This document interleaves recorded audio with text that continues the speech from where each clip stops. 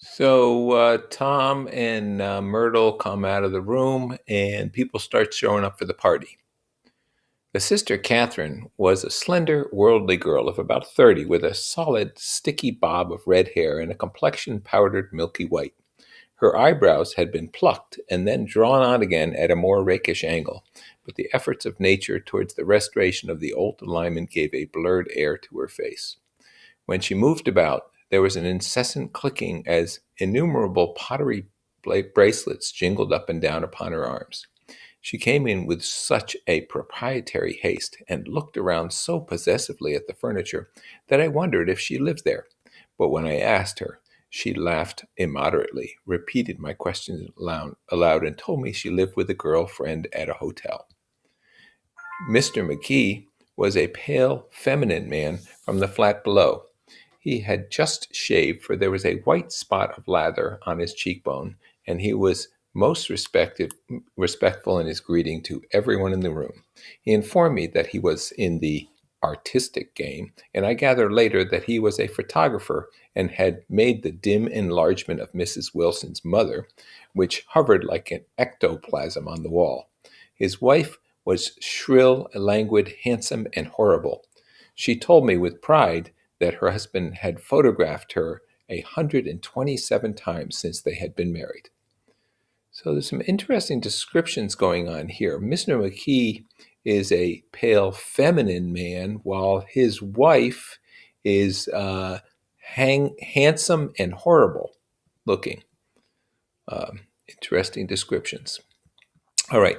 Mrs. Wilson had changed her costume some time before and was now attired in an elaborate afternoon dress of cream-colored chiffon, which gave out a continual rustle as she swept about the room. With the influence of the dress, her personality had also undergone a change. The intense vitality that had been so remarkable in the garage was converted into impressive hauteur. Her laughter, her gestures, her assertions became more violently affected moment by moment, and as she expanded, the room grew smaller around her until she seemed to be revolving on a noisy, creaky pivot through the smoky air. So she has changed her clothes and is now acting all Richie Rich. My dear, she told her sister in a high, mincing shout, most of these fellows will cheat you every time. All they think of is money. I had a woman up here last week to look at my feet, and when she gave me the bill, you'd have thought she had my appendicitis out. What was the name of the woman? Asked Mrs. McKee. Mrs. Eberhart. She goes around looking at people's feet in their homes. I like your dress, remarked Mrs. McKee. I think it's adorable. Mrs. Wilson rejected the compliment by raising her eyebrow in disdain. It's just a crazy old thing, she said. I just slip it on sometimes when I don't care what I look like. But it looks wonderful on you, and you know what I mean, if you know what I mean, pursued Mrs. McGee. If Chester could only get you in that pose, I think he could make something of it. So Mrs. McGee is admiring what Mrs. Wilson looks like. We all looked in silence at Mrs. Wilson, who removed a strand of hair from over her eyes and looked back at us with a brilliant smile. Mr. McGee regarded her intently with his head on one side and then moved his hand back and forth slowly in front of his face. I could change the light, he said after a moment. I'd like to bring out the modeling of her features, and I'd try to get a hold of all that back hair. I wouldn't think of changing the light, cried Mrs. McGee. I think it's...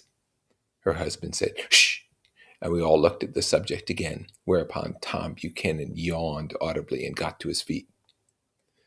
You McKees have something to drink, he said. Get some more ice and mineral water, Myrtle, before everybody goes to sleep. I told that boy about the ice. Myrtle raised her eyebrows in despair at the shiftlessness of the lower orders. These people, you have to keep after them all the time. She looked at me and laughed pointlessly, and then she flounced over to the dog, kissed it with ecstasy, and swept it into the kitchen, implying that a dozen chefs awaited her orders there. I've done some nice things out on Long Island, asserted Mr. McGee. Tom looked at him blankly. 2 of them we have framed downstairs. To what? Demanded Tom. Two studies. One of them I call Montauk Point, the gulls, and the other I call Montauk Point, the sea. The sister, Catherine, sat down beside me on the couch. Do you live on Long Island too? She inquired. I live at West Egg. Really? I was down there at a party about a month ago at a man named Gatsby's. Do you know him? I live next door to him.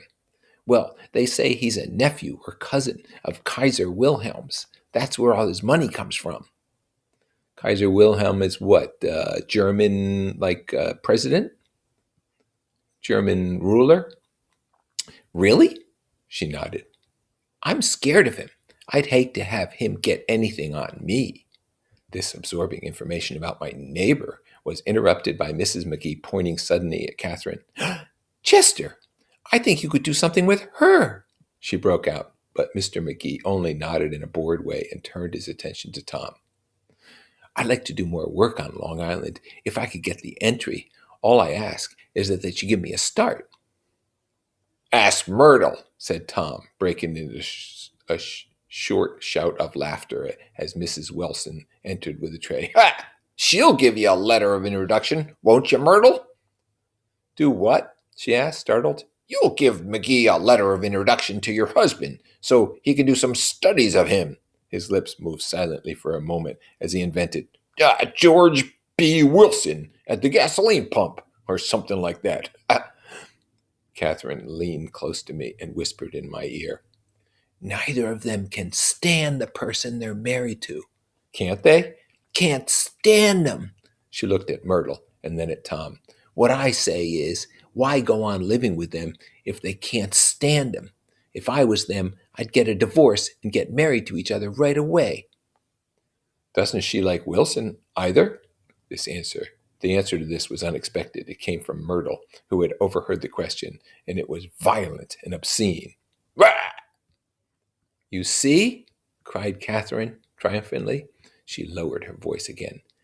It's really his wife that's keeping them apart. She's a Catholic, and they don't believe in divorce. Daisy was not a Catholic, and I was a little shocked at the elaborateness of the lie. When they do get married, continued Catherine, they're going west to live for a while until it blows over. It would be more discreet to go to Europe. Oh, do you like Europe? She exclaimed surprisingly. I just got back from Monte Carlo. Really? Just last year. I went over there with another girl. Stay long? No, we just went to Monte Carlo and back. We went by way of Marseille. We had over $1,200 when we started, but we got gypped out of it all in 2 days in the private rooms. We had an awful time getting back, I can tell you. God, how I hated that town. So apparently they got cheated out of their money. They were gambling, and they lost all their money. That does happen to gamblers, doesn't it? And then they use this word gypped, which is actually a racist term, and I probably shouldn't have read it out loud. So we want to say cheated from now on instead of gypped.